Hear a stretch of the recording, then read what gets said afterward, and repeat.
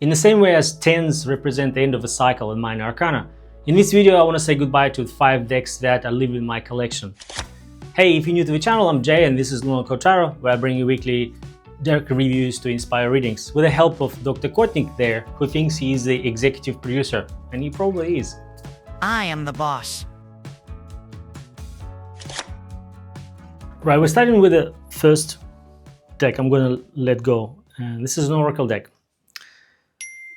There's nothing you can fail this deck on from a design perspective. It's got a matte finish, it's like a rubbery feel to it, beautiful bronze embossed logo here and the name. And the cards are amazing too. The guidebook has all the colors and it's a decent book. I also had matte finish on it, like a waxy feel to it. Cards got a interesting pattern on the back and a gilding, which is bronze or purple almost. I don't think I've seen anything similar to this gilding on other decks. And this deck does something right.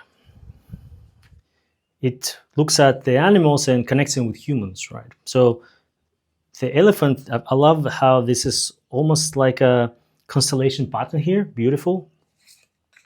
There's also black cockatoo, one of my favorite birds living in Australia. They're quite gentle and shy, and you recognize them calling from a distance. There's also a robin, also a bird I haven't seen in quite a long time. I think it came out in winter only to feed on this special berries that grow during winter. I think it's the same bird. And then you got, animals like fox.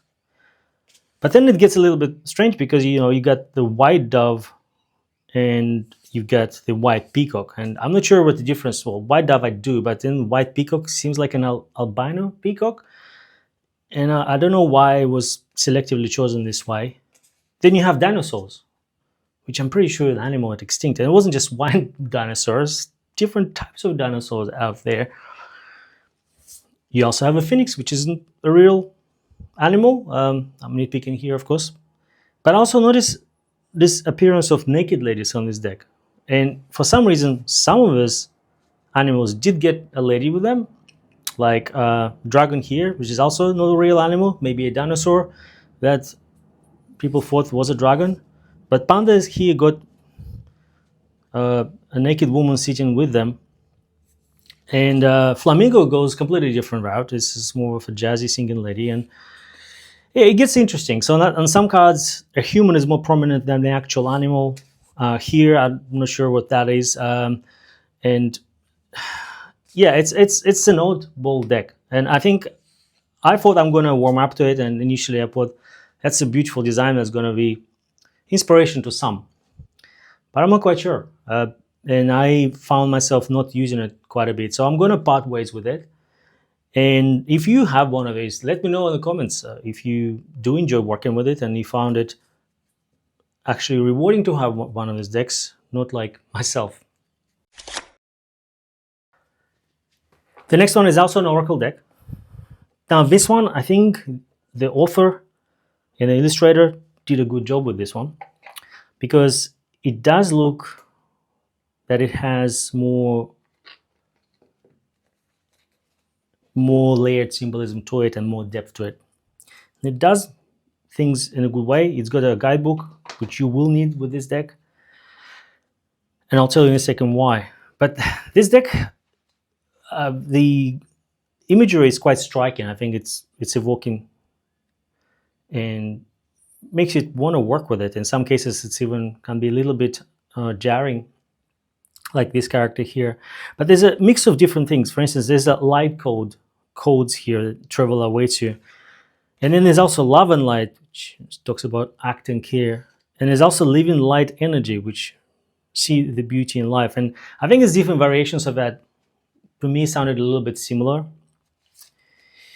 Then you have cards like this one, Secret Temptation, which I think if I'm not using it, if I'm using it as a companion to my tarot reading, I also find that you already have cards like the Devil, which will pretty much work with that one. Kundalini Rising, that's another interesting one where it sort of implies a knowledge of Kundalini and rising energy from a spine. And I'm familiar with it because I did a little bit of yoga. But if you're not familiar with it, then you would have to know what you're looking at here. And it's talking about the passion here, right? So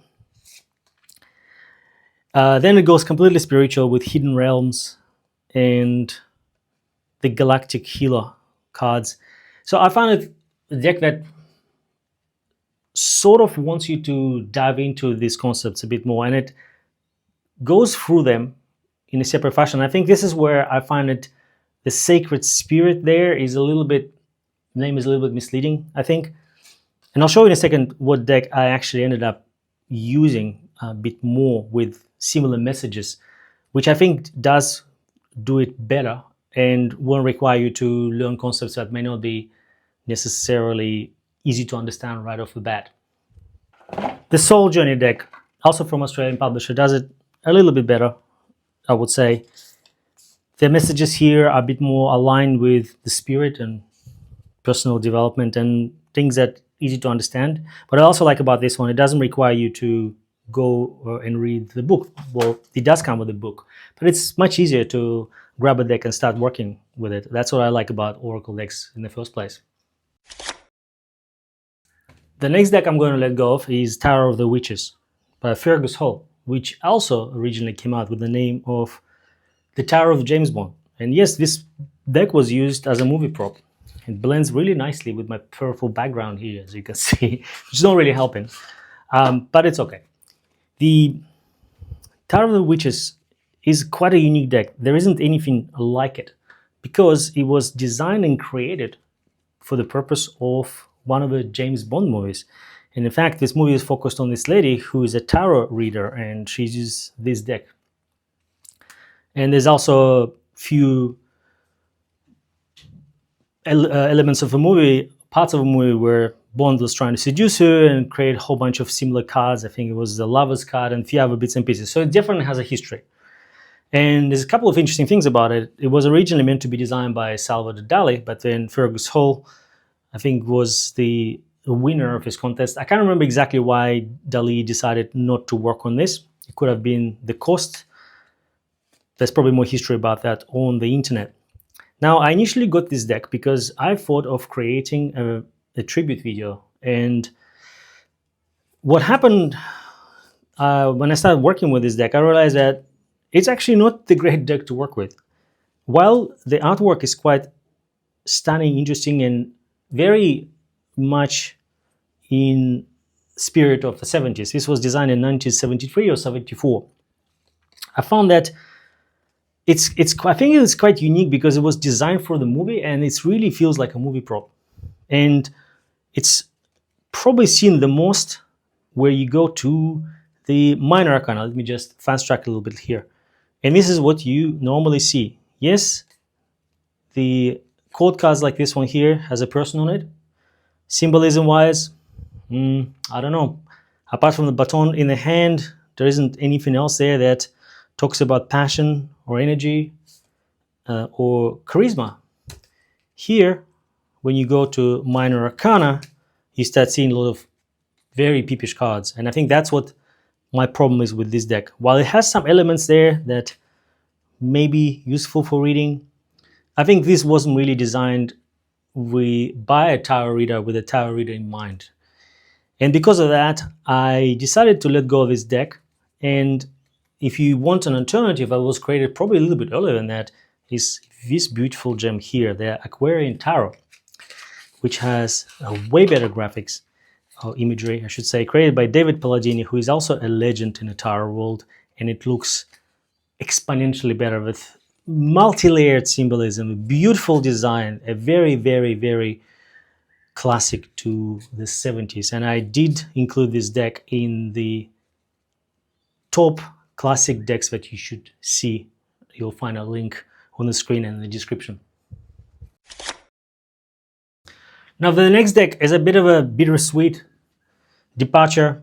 If you go back on my channel, you'll find that around March, I made a video about the 5 best decks that you see. And I think the next 2 decks I'll show you, they earn this place. And one thing I'll also mention that there's nothing wrong with these decks, if they resonate with you, even the James Bond Tarot or the Tarot of the Witches, if you look at the graphics and it speaks to you, this is your deck. And I haven't seen a deck that was just a lazy effort to make money, or perhaps not designed with a tarot reader in mind. Usually, just with my personal experience, I don't connect with the deck for whatever reason that is, and just the imagery doesn't resonate with me, or the peepishness or something else, and it just doesn't work. Though I'm sure that some of them you can sense the quality, like this one here. This is a Luminar Tarot, one of the first decks I reviewed on my channel, and it's got beautiful design. I would say it's very, very close to Kim Tran's graphic, and the style of art is used here. Perhaps that was an inspiration, or perhaps it's his author's own direction. There's a guidebook. It's quite large and it's got nice print, it's glossy.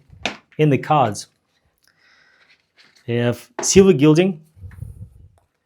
There's almost hologram-like shine to it, if you can see it here. On the back, you've got this nice pattern here, and this is the design of a deck. It's got symbolism. It's got its own mysticism built into it with planetary symbols and things like that. But then there's some stuff there that I found that I haven't used this deck since I got it, and I really tried. There's something about this deck that, while symbolism is there, it slightly deviates from RWS, and you really need to learn this deck and to work with it. Like, for instance, Five of Pentacles here. If you remember the scene of Five of Pentacles, there's two people outside of church. There's different meanings to it. One of them that you're not going for a great time. Another one is that they don't belong where they want to belong. Here, what I see is death and decay. And for me, this is more of a death card, perhaps. Not what I would see in traditional Five of Pentacles meaning. Some of cards look way too modern to me, almost to a point that it looks sort of like a boho sort of style cafe, and you see a lot of similarities with design, which is probably resonates with a lot of people. But here, for instance, I see a lot of symbols that seem to be a little bit overused in the spiritual community, perhaps, and some familiarity with faces. I'm not sure exactly what it does to my mind when I look at it, but it definitely doesn't call out for spiritual enlightenment or anything that I would normally have in reading. So for readings, I find it difficult to connect with. When I look at the cards, I don't really see straight away the immediate intuitive meaning of a card. This is another bittersweet moment. I actually do like this deck quite a lot. Another Australian publisher, the Mythology Finica, is based on Finnish mythology, and it doesn't just use one story. It used sort of the equivalent of Greek mythology. It's not just one story; it's a collection of them about the same characters. And this deck was redesigned or designed with that idea in mind. It has its own Fool's Journey, which is different from your RWS Fool. Comes with a beautiful guidebook, also very nicely printed. And the cards have silver gilding as well. Less holographic, it's more of a subtle and dull shine to it.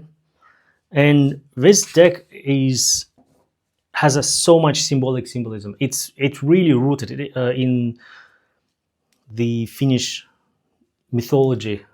Every card represents something. It's almost like this is a tip of the iceberg, and it's an excellent job. And now you're probably asking, well, Jay, you said this is one of the best decks. Why aren't you letting it go?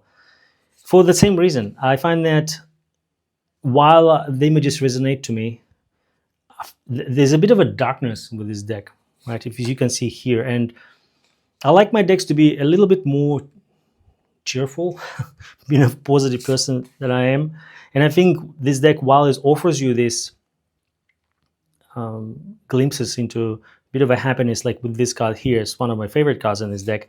There are a lot of other cards that are quite dark, like this one here, right? And I think if I read with this deck, two things will have to happen. I'll have to dive into Finnish folklore quite a lot, And I also think it will probably affect the way I feel, just because how much of the dark elements to this deck.